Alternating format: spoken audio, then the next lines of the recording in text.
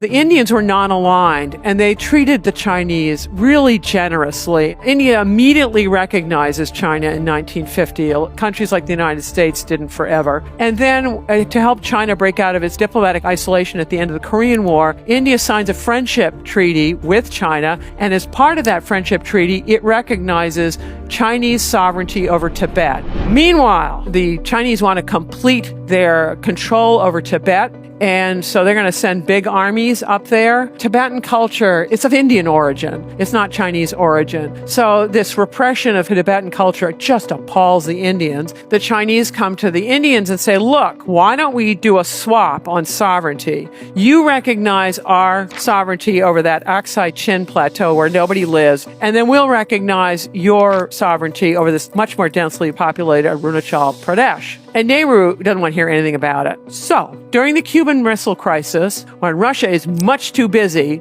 this is when China launches the 1960 Sino-Indian War, and China just plain takes the Aksai Chin Plateau. The Indians are appalled because they don't have any roads to be able to deploy up there, whereas the Chinese do. Their defeat is just total, and they can't believe the Chinese did this to them. Here's Nehru afterwards. There are not many instances in history where one country, that is India, has gone out of her way to be friendly and cooperative with the Chinese government and people, and then for the Chinese government to return evil for good, and even to go to the extent of committing aggression and invade our sacred land.